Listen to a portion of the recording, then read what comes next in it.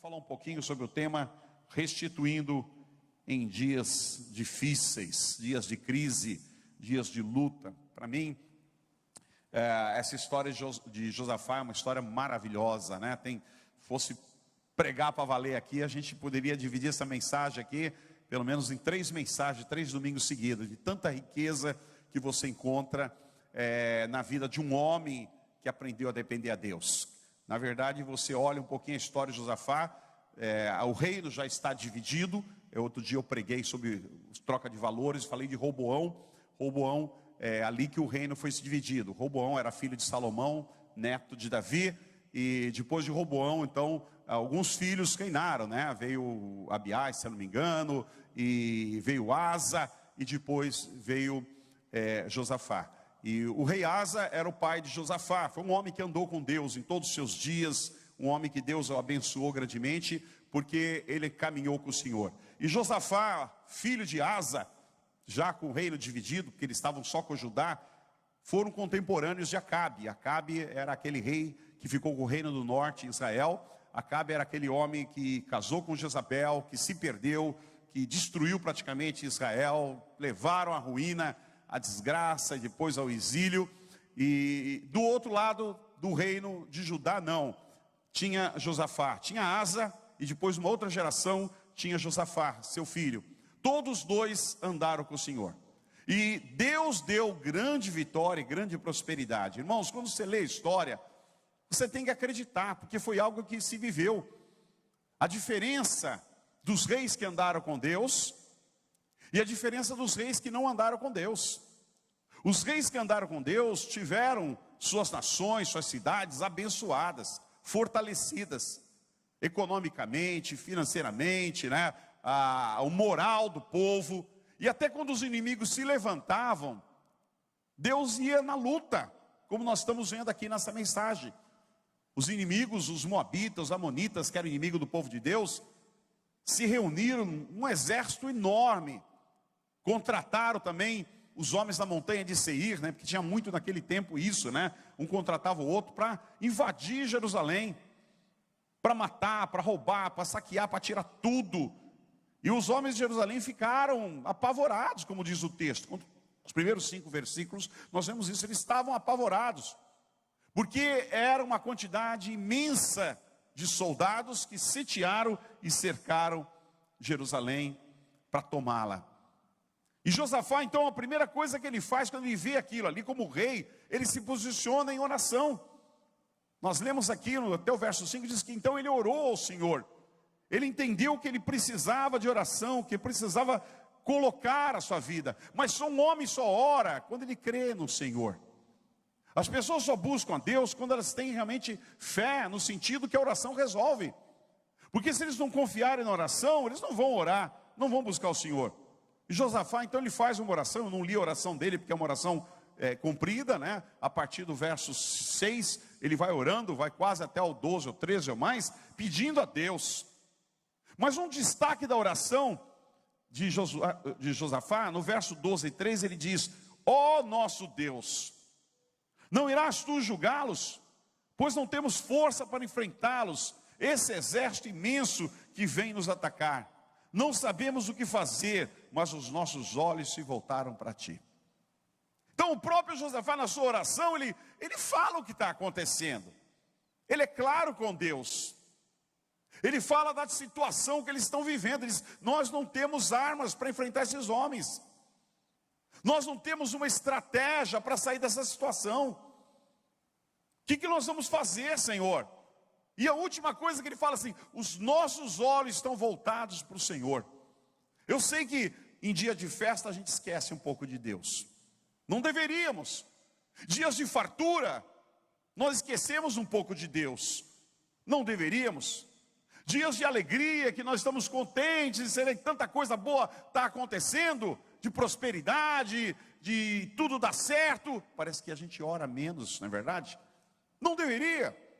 Talvez deveria ser o momento que mais a gente agradecesse ao Senhor, que os nossos lábios tivessem palavras de agradecimento, porque tudo está bem. Mas, meu irmão, quando a coisa vai mal, quando o calo aperta, e você teme a Deus, então você Se possível, passa 24 horas orando. Dos teus lábios só saem palavras de pedido e de misericórdia, porque há uma dor, há uma aflição. E aqui Josafá, então, ele vai para a presença de Deus e ele clama, dizendo ao Senhor: Senhor, não sabemos o que fazer, mas os nossos olhos estão colocados no Senhor. Pedimos ajuda. E aí ele coloca os olhos, e Deus entra na batalha, ele convida Deus para entrar na batalha. Ele proclama um jejum, meu irmão. Tem muita gente que não jejua. Na hora da aflição você vai jejuar. Mas você deveria de jejuar também no momento bom. Você deveria de jejuar também nos momentos de prosperidade. Nos momentos que está tudo bem na família, que está tudo bem com a saúde. Deveriam ser momentos de agradecimento ao Senhor. E não esperar um momento de difícil para a gente buscar Deus. John Berg diz que todo declínio espiritual começa com a negligência da oração. Quando a gente começa a negligenciar a oração, ali começa um declínio espiritual. Se há um declínio espiritual na tua vida, com certeza você em algum momento começou a negligenciar a oração. Começou a deixar de lado. Não se preocupou mais em orar pela manhã, em orar nas horas das suas refeições, ou de ter um tempo específico onde você possa parar diante de Deus e falar com Ele. Porque todos nós temos esse tempo, irmãos. Jesus tinha esse tempo, os discípulos tinham esse tempo. Você vê na vida de Daniel, 3 vezes no dia ele se posicionava em oração na presença de Deus. Nós precisamos também ter esse tempo. Cada um sabe o melhor momento que você pode se posicionar para parar, para falar com o Senhor, para ler um texto da palavra, para se preparar espiritualmente para aquele dia que você está começando. Nós não sabemos o que vai acontecer. Tem uma frase, eu não sei ela toda, uma frase do Spurgeon, Charles Spurgeon, que ele diz que o homem que levanta de manhã, que sai da sua cama, sem orar, sem buscar a presença de Deus, ele é tão insensato e tão louco quanto aquele que vai para a guerra sem arma. Nenhum soldado vai para a guerra sem arma. Mas Charles Spurgeon está dizendo que aquele que levanta de manhã, que sai da sua cama, que vai para qualquer lugar e fazer qualquer atividade, sem parar e falar com Deus, sem ter um tempo com Deus, ele é insensato, ele é louco. É como o homem que vai para a guerra sem arma. Porque a oração, ela faz parte da nossa vida. E quando nós negligenciamos a oração, nós estamos incorrendo num declínio e num afastamento espiritual da presença de Deus. Continuando no texto aqui que nós vemos, Josafá, então no verso 17, onde nós lemos, ele escuta essa palavra da parte de Deus, um profeta que se levanta e diz: vocês não precisam lutar nessa batalha, tomem suas posições, permaneçam firmes, vejam o livramento que o Senhor dará a vocês, ó Judá, Jerusalém. Não tenham medo, nem desanimem, saiam para enfrentá-los, amanhã o Senhor estará com vocês. Interessante que ele diz: em primeiro lugar, a batalha não é vossa, é de Deus. Deus vai sair para batalhar. Muitas vezes, irmãos, a batalha é de Deus, mas nós temos medo. Ele deu aqui uma lista, se você for classificar, uma lista de coisas, que embora a batalha é de Deus, mas que você precisaria fazer, que os homens tinham que se posicionar. Então ele fala o quê? Em primeiro lugar, a batalha é de Deus. Aquilo é uma luta espiritual. E nós temos que entender que existem guerras que são guerras espirituais. Tem guerras que são suas. É verdade? Tem guerras que são suas. Mas tem guerras que são de Deus. E você tem que aprender a reconhecer o que é a guerra do homem e o que é a guerra que é no mundo espiritual. Aqui nós estamos tratando de uma guerra espiritual. Embora Josafá estivesse aflito em ver aquela quantidade de soldados sitiando Judá e Jerusalém, logo veio uma palavra dizendo: essa batalha não é vossa, essa batalha é de Deus. Agora não é porque a batalha é de Deus que eu não vou fazer nada. A batalha pode ser de Deus, a batalha espiritual é de Deus, mas eu tenho que me posicionar. E hoje você vê uma multidão muitas vezes que às vezes até joga isso, a batalha é de Deus, mas não se posiciona. E aqui tem uns que não conseguem nem reconhecer que a batalha é de Deus. Porque essa batalha, ela existe, não tem como você desclassificar, não tem como você ignorar, meu irmão. ao mundo espiritual, ele existe. Ele é claro. Ele é claro. Ele está presente. O dia que eu vou visitar essa criança, a mãe, um dia na madrugada teve uma visão e falou: pastor, havia um homem aqui, um vulto aqui na beira da cama do meu filho, dizendo que ia levá-lo. E eu não aceito isso. E aí o Gil começou a orar, meu irmão. Depois daquilo ali, a criança piorou. Por quê? É uma guerra espiritual. Graças a Deus que Deus dá visão para alguns que podem observar e ver que existe isso. Mas aquela mãe se posicionou, o pai se posicionou, a igreja se posicionou, os intercessores se posicionaram em oração. Quando você se posiciona em oração, entendendo que é uma batalha espiritual, as coisas mudam. Porque é espiritual. Então, ele diz: tomem suas posições. Josafá diz: tomem suas posições. Mas alguém, o incrédulo, mas ela não é de Deus. A batalha não é de Deus, por que eu tenho que fazer alguma coisa? Espírito de filisteu, né? Sempre tem um. Incredulidade, Tomé. Tomem suas posições, nós estamos numa guerra. Qual é a tua posição? Quantos soldados fora de posição? Quantos soldados rebeldes? Quantos soldados que não oram? Quantos que não vigiam? Quantos que não têm compromisso? Meu irmão, está fora de posição. Se Deus vai dar a vitória, amém. Mas eu tenho a minha posição. Eu sei como eu devo me portar. Eu sei como eu tenho que ficar. Eu sei como eu tenho que vigiar, como eu tenho que estar preparado para essa luta. Segunda coisa que ele fala: permaneçam firmes. Permaneçam firmes. Compromisso, firmeza. Independente do que os teus olhos estão vendo, permaneçam firmes. A luta se trava nas alturas, a luta se trava no mundo espiritual. Você não vê o resultado, você tem o resultado pela fé em Deus, aleluia. Então você não tem que ver com os teus olhos, mas está piorando aos teus olhos. Porque é isso que o inimigo quer fazer, ele quer jogar uma situação.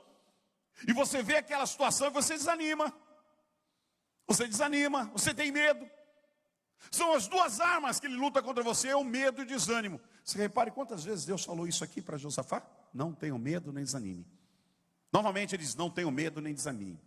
Novamente ele diz: não tenham medo nem desanime. Ele fala isso para Gideão. Ele fala isso para Davi. Ele fala isso para os discípulos. Ora, o nosso Deus repete por muitas vezes na Bíblia a mesma coisa: não tenham medo, nem desanime, sejam fortes. Sejam fortes. E o próprio Jesus disse que um dos grandes segredos da oração é você tomar o reino de Deus à força, ou seja, é algo teu que você tem que empreender no mundo espiritual, acreditando, não vendo com os olhos, mas sabendo pela fé que vai acontecer, que o inimigo vai cair na hora certa, que Deus está no controle, que a vitória vem de Deus na nossa vida.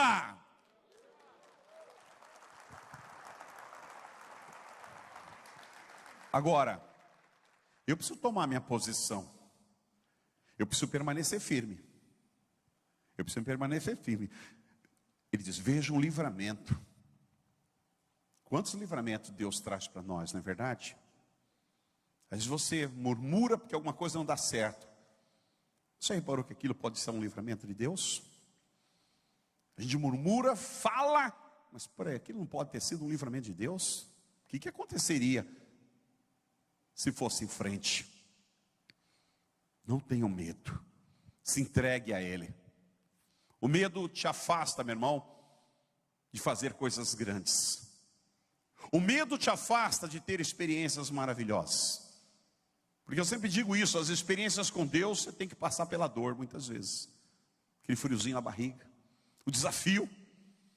E o ser humano, a nossa carne, não gosta disso. Nossa carne gosta de comodidade, de tranquilidade. Nossa carne gosta de sentar no sofá, comer pipoca, né, e ficar tranquilão lá, sossegado. Quando vem desafio, vem aperto, não, dá medo. Você não dá insegurança. Você não sabe para onde vai. Mas é isso que o Senhor está trabalhando conosco, dizendo, não tenham medo, não tenham medo. Se Deus é o Senhor, se realmente Ele está no controle, se Ele é o nosso Deus, se Ele é o nosso Senhor, se nós entregamos a nossa vida a Ele, se nós confiamos a nossa vida a Ele, todo o tempo, nós não podemos ter medo, temos que acreditar que Ele é Deus e que Ele está no controle, aleluia. Não desanime, lute contra a derrota. Quantas pessoas desanimadas, irmãos? Pessoa desanimada é aquele guerreiro que já se entregou. É aquele guerreiro que não tem força para levantar a sua espada. É aquele guerreiro que não tem força para pôr o joelho e clamar a Deus, para jejuar. É aquele guerreiro que sua boca está travada, ele não consegue gritar e clamar pelo nome de Cristo. Jesus sempre que ia fazer um milagre, ele dizia àquela pessoa, tem o quê? Bom ânimo. Tenha bom ânimo. Então, Deus espera o nosso ânimo. Deus espera a nossa crença. Isso é tomar posição. Isso é se posicionar como guerreiro, é se posicionar como cristão. É se posicionar como filho de Deus. Toda vez que o desânimo tentar bater no seu coração, você tem que lutar contra ele. Porque ele vem para te aniquilar. Ele vem para te amordaçar. Ele vem para te deixar preso, para roubar a tua fé. Porque o inimigo sabe que se você for um homem com fé, se você não tiver medo e estiver na presença de Deus, grandes obras você fará. O próprio Jesus disse, se vocês crerem, farão obras maiores do que as minhas. Mas as coisas se movem pela fé, meu irmão. E nós temos que estar pronto para isso, não desanimar. Diante da humilhação.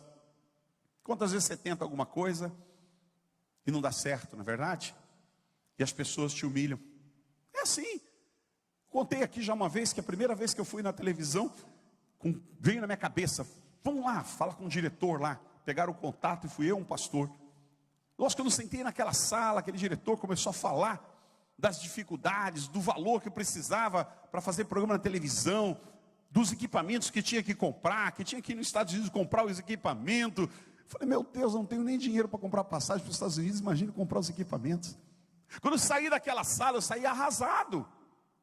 A vontade era de bater a cabeça naquela porta e dizer, mas que mico, que vergonha, o que eu vim fazer aqui? Esquece esse negócio de televisão, isso é só para a Igreja Universal, não é para a gente. Sabe, irmão, você sai arrasado. Porque você não está preparado, muitas vezes não está em posição. Você vai com a obra da carne, você tem que ir com a fé, você tem que crer no impossível. Quando você vê o gigante na tua frente, você tem que estar pronto já com a tua pedra para acertar nele, não deixar ele falar. E quando você vê o gigante e você não está preparado, você cai, fica desanimado. E eu por um bom tempo, eu fiquei desanimado e esqueci dessa história. Porque eu não estava preparado para isso. E aí você se desanima. Graças a Deus, pela misericórdia e graças a Deus que Ele vem e te anima novamente e te fortalece. E a gente vê que depois isso acontece para a glória do Senhor. Então devemos estar prontos para essa luta. E Ele diz, saiam para enfrentá-los. Isso é o exercício da fé. Não significa que a luta é de Deus. Não significa que é Deus que vai batalhar, que você não vai batalhar. Não é porque a luta é de Deus, não, a luta é de Deus. Josafá diz, saiam para enfrentá-los. Vocês vão ter que sair para enfrentar os inimigos. O profeta se levantou e começou a falar no meio da multidão. Meu irmão, nós temos o céu, nós temos a vida eterna. Jesus foi para o Pai preparar a morada para mim e para você. Você tem perdão de Deus, mas mesmo assim, você tem que enfrentar a vida e o inimigo todos os dias, até Deus te chamar. Amém, igreja? E tem que estar pronto. E tem que estar pronto. Não é porque Deus me deu o céu, porque Deus me deu a vida eterna, porque Deus perdoou os meus pecados, que eu não vou estar pronto para a luta. Saiam para enfrentá-los, saia para enfrentar o mundo, saia para enfrentar o inimigo, saia para enfrentar os teus objetivos, os teus sonhos que Deus colocou no teu coração. Não tenha medo, não desanime, vá em frente, saia para enfrentá-los. Aleluia, é Deus que dará a vitória.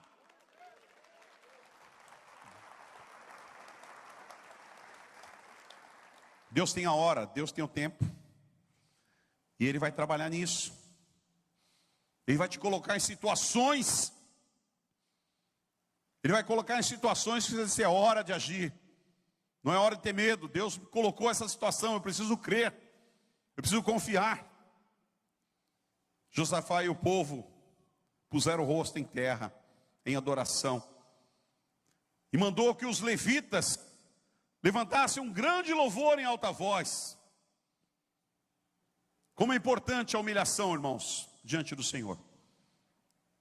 Como é importante a gente quebrar o nosso coração e se humilhar diante do Senhor, acreditando que o Senhor é rei, que o Senhor age, que o seu poder e a sua misericórdia dura para sempre na nossa vida. Que eles se humilhem e começam a louvar o Senhor. A importância de ter uma palavra profética.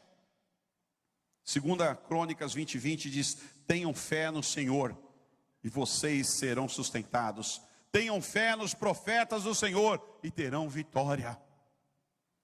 Sabe por que tem muito crente que não tem muita vitória? Porque fica falando mal dos profetas do Senhor muitas vezes. Senta na mesa e faz o profeta do Senhor picadinho com a família, comendo macarrão e falando mal do profeta de Deus, ou comendo um franguinho lá e cutucando o profeta de Deus. A hora que você precisar de ajuda, seus filhos estão vendo aquilo, eles não vão crer no profeta de Deus. A hora que ele tiver dificuldade, diz: pastor, faz alguma coisa, porque meus filhos estão... Eles não vão crer nos profetas de Deus, porque você fritou eles ali na mesa. O texto é bem claro, diz: creiam, tenham fé no Senhor e vocês serão sustentados. Tenham fé nos profetas do Senhor e vocês terão vitória. Isso não é coisa do homem, meu irmão, é coisa de Deus. É coisa de Deus. Eu vi isso com meus olhos.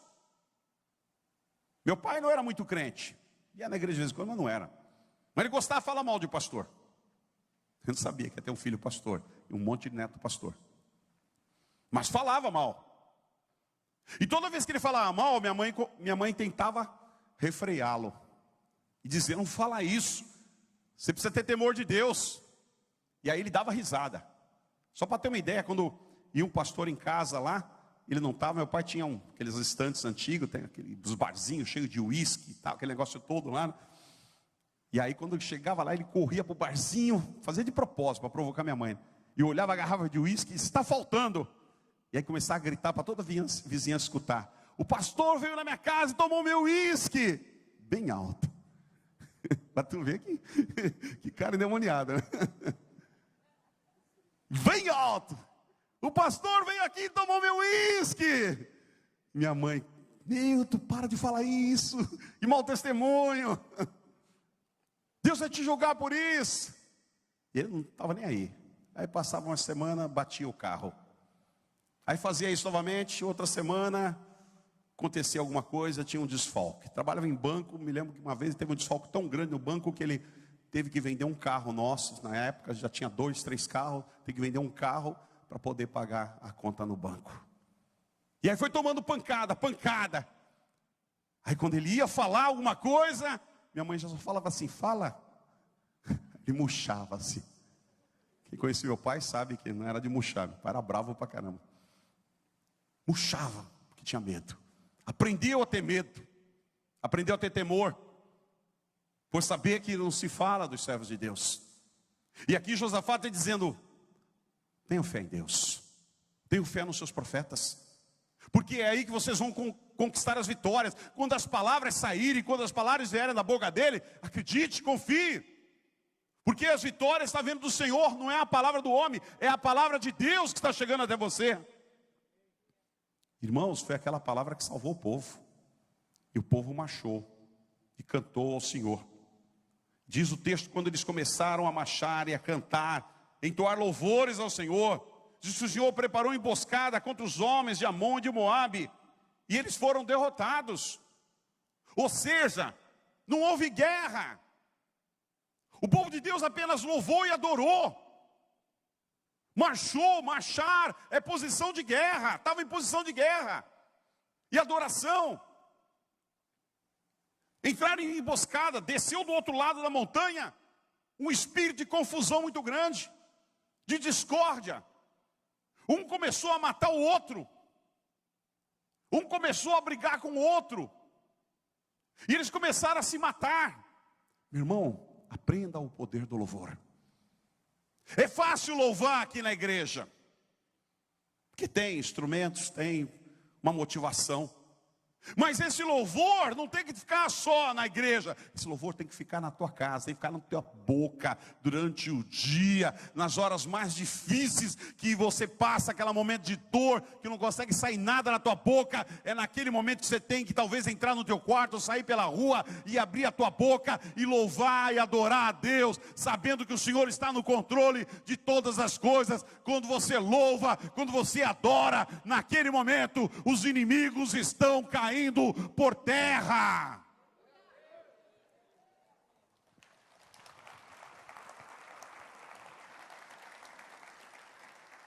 Se lembra que Paulo e Silas, meia-noite, cantavam louvores ao Senhor, e veio um grande tremor sobre aquele lugar, meu irmão.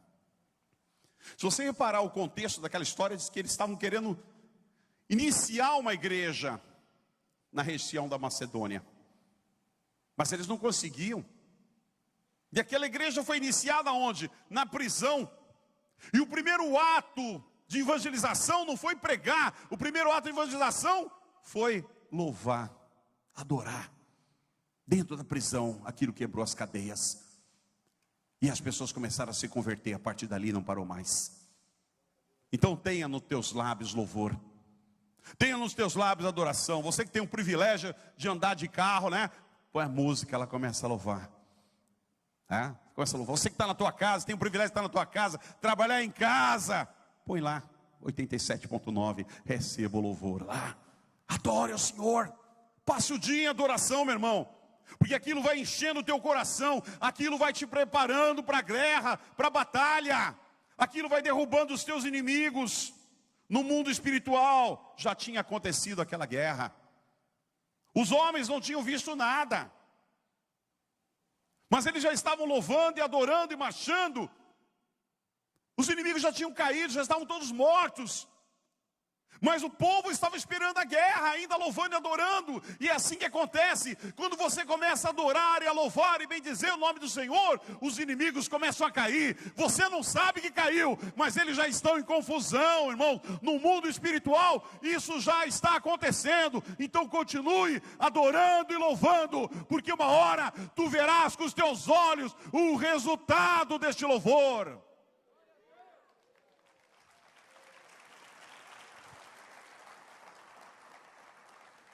Diz, quando eles chegaram diante do local da batalha e olharam para o vale, havia apenas cadáveres. Apenas cadáveres. Repita comigo, cadáveres. Cadáver não faz mais nada, meu irmão. Cadáver não te dá medo. Cadáver não oferece perigo. Cadáver está aniquilado. E quando eles chegaram para lutar e se prepararam para a batalha, está chegando a hora. Havia apenas cadáveres, sabe?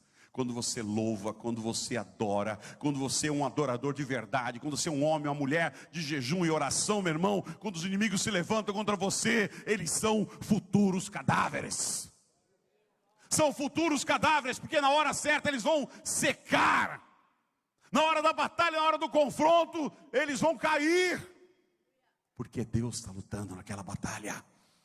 Você apenas está sendo alguém que está em posição, que está preparado, mas que Deus está agindo. E olha, e a bênção foi maior, muito maior do que se imagina, porque além dos cadáveres não houve luta. Mas diz que havia tantos homens, e havia no meio daqueles cadáveres, tantas riquezas. Havia roupas caras, havia os objetos caros, equipamentos, coisas de valores, que aquela multidão que saiu com Josafá, ficaram 3 dias saqueando. Era muita coisa, não dava para levar com as mãos, de tanta riqueza que havia ali, de tanta bênção. Imagine, que você olha aqui, você está vivendo um confronto hoje, que não sabe se vai viver até a tarde. E no outro dia você está trazendo bens e riqueza para a sua casa. Sabe, isso é a bênção de Deus. É assim que o Senhor faz. Às vezes Deus tira do ímpio, daquele ímpio mesmo pesado, Deus vai tirar dele e vai remover para você, quando vê está na tua mão. Poxa, Senhor, misericórdia, não merecia isso, mas Deus vai lá e coloca na tua mão. Tirou de alguém, daqui, que não merecia, alguém que não tinha temor, e de repente trouxe para a tua mão. Quanta coisa acontece na nossa vida assim. Coisas que às vezes você nem espera, não é verdade? Você nem espera, quando você vê, aquilo está caindo na tua mão. O que é? É Deus está nisso. Deus está nisso. Isso é bênção de Deus, irmãos. A bênção de Deus é maior do que nós esperamos. A bênção de Deus, você não consegue carregar ela. Você sabia? Você não consegue carregar porque ela é grande. Há uma diferença de uma conquista sua, é uma diferença quando a bênção de Deus vem. Você sente, diz, é maior do que eu não pedi tudo isso. É muita coisa. Hoje diz, é muita areia para o nosso caminhãozinho. Fugiu do controle, é muita bênção. Isso é a bênção de Deus. É maior do que nós esperamos. Deus sempre nos surpreende. Não é verdade? A bênção foi a lei do esperado para Josafá. Eles estavam ali lutando pela sobrevivência. Estavam lutando para poder viver, para salvar a vida, a pele e a família. E agora eles estão não mais com aquele espírito de confronto, de saber se vão viver. Agora eles estão na expectativa de recolher valores e bênçãos para dentro das suas famílias, porque são muito que Deus deu para eles. E eles passaram 3 dias, meu irmão, colhendo e recolhendo todos aqueles equipamentos, toda aquela riqueza que estava no meio dos cadáveres. Deus prepara, Deus vai na frente, Deus faz. E no 4º dia, que eles se reuniram no Vale de Beraca. Vale de Beraca significa lugar de bênção. Beraca se chama bênção. Pode pôr o nome do seu filho de Beraca se quiser. Ô Beraca, vem aqui. É bênção. É bênção, é lugar de bênção. No 4º dia eles se reuniram para celebrar o Senhor, para louvar o Senhor. Meu irmão, todos nós temos que ter um lugar, que é o nosso lugar, que é a nossa beraca. Todos nós temos um lugar que ali é a minha beraca, é o meu lugar de bênção, é o lugar onde eu posso celebrar a Deus pelas bênçãos que o Senhor tem dado em minha vida. Voltaram alegres, verso 27 diz, para Jerusalém, e o Senhor os encheu de alegria. Foram ao templo com som de liras e harpas e cornetas. Diz que o temor de Deus veio sobre todas as nações, meu irmão. Todo mundo ouviu essa história. Todo mundo ficou sabendo o que Deus fez com Judá. Foi contado em todas as partes da região o livramento que o Senhor tinha dado contra os inimigos. Sabe, quando a bênção de Deus vem sobre a tua vida, quando os inimigos caem à sua volta, meu irmão, quando Deus te dá a vitória, quem está na direita, quem está na esquerda, todo mundo fica sabendo quem é Deus na sua vida, aleluia. Me lembro quando eu comecei o ministério, irmãos, a gente começou naquela casinha lá, pequenininha lá daquele lado,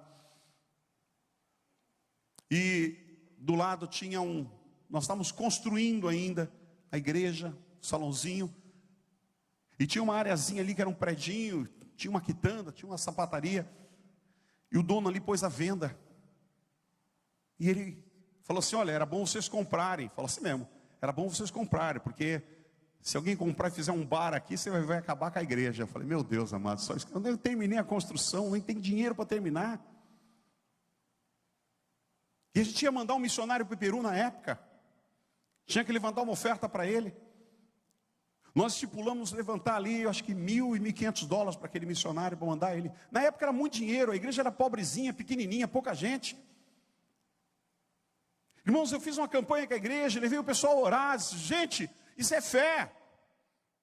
Nós não temos aqui dentro condições nem de levantar os $1.500 para mandar para o missionário, mas nós vamos levantar esses 1.500 e nós vamos comprar esse negócio do lado aqui, antes que venha um bar para cá. Parecia que eu estava falando, era coisa de louco. Eu mesmo estava com medo, disse, meu Deus, cada encrenca que eu me meto, por que eu fiz isso? Mas só de imaginar um bar ali, parede com a igreja, e aqueles vivos dançando à noite na hora do culto lá, né? Falei, Jesus, acabou com o culto aqui. Sabe, o nosso Deus é vivo, mesmo que seja na pobreza, mesmo que seja numa nada, no deserto, o nosso Deus tira água do deserto, Ele tira ouro da onde não tem, aleluia! Deus não está morto, Deus está vivo!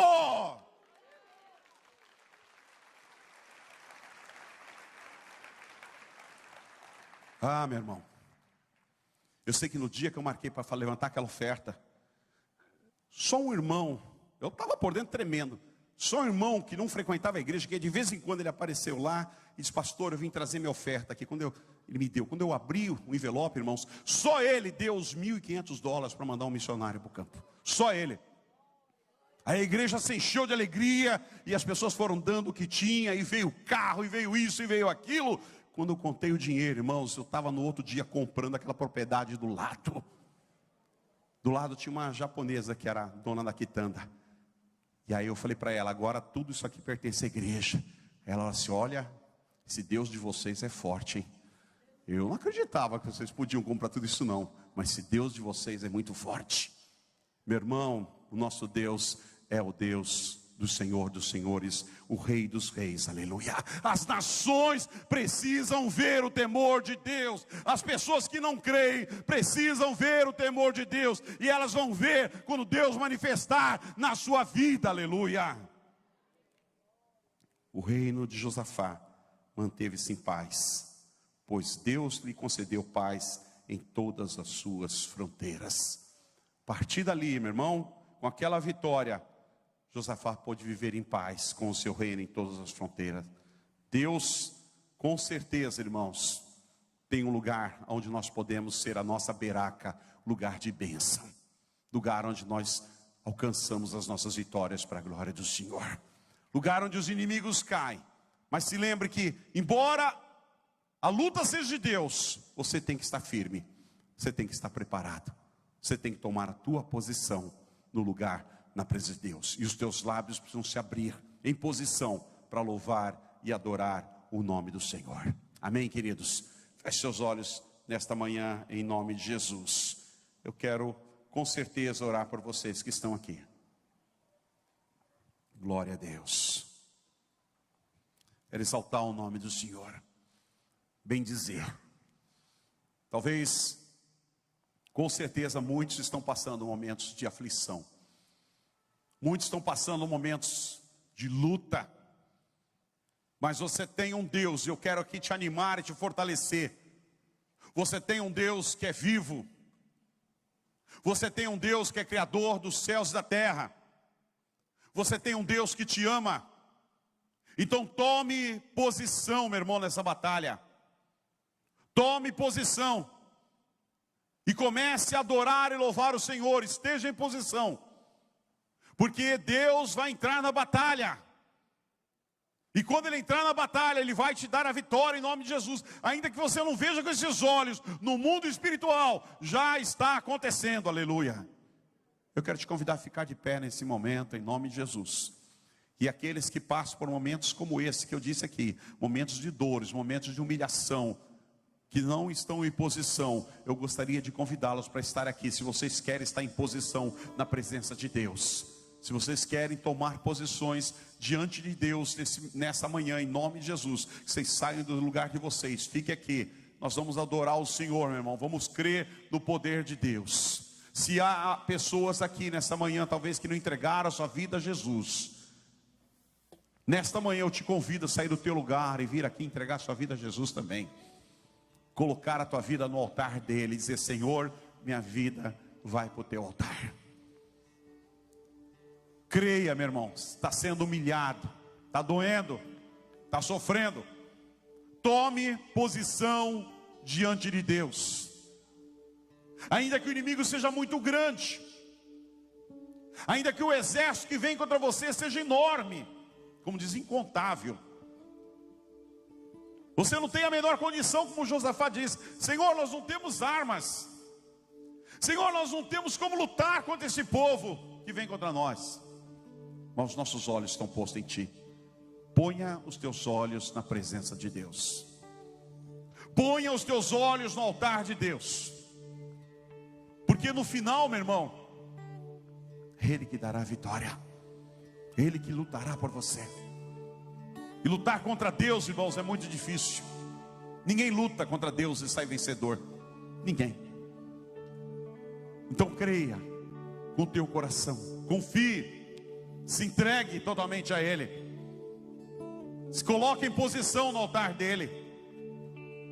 Esteja firme, compromissado, pronto para lutar, pronto para batalhar, pronto para orar, pronto para jejuar, pronto para marchar, pronto para cantar, pronto para honrar o nome de Deus.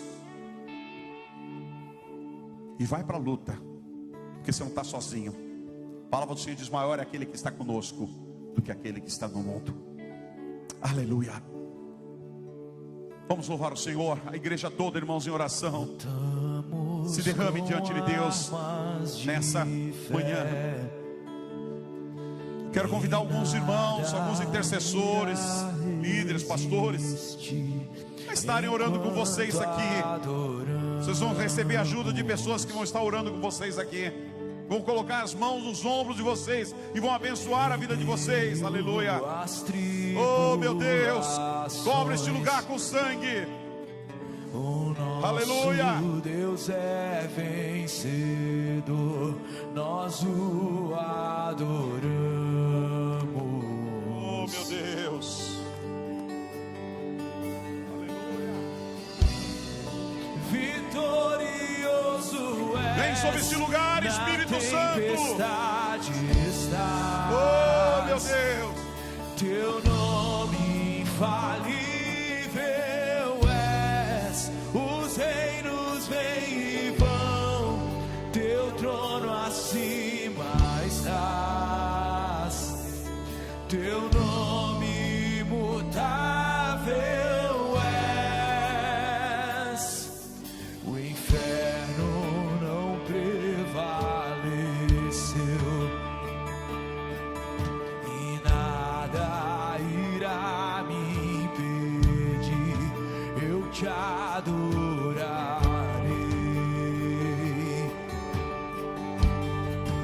Oh, muralhas vão estremecer, cadeias irão se romper enquanto adoramos.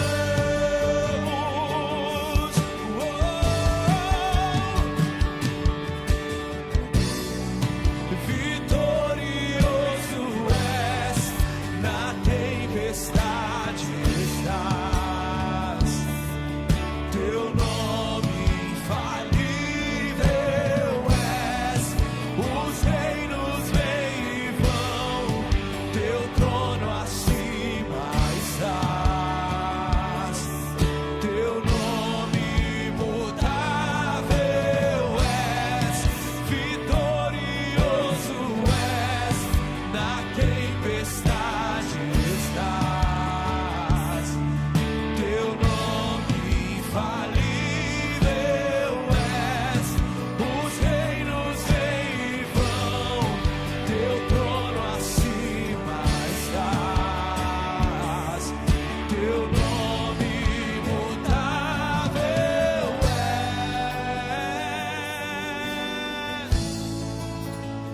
Imutável és.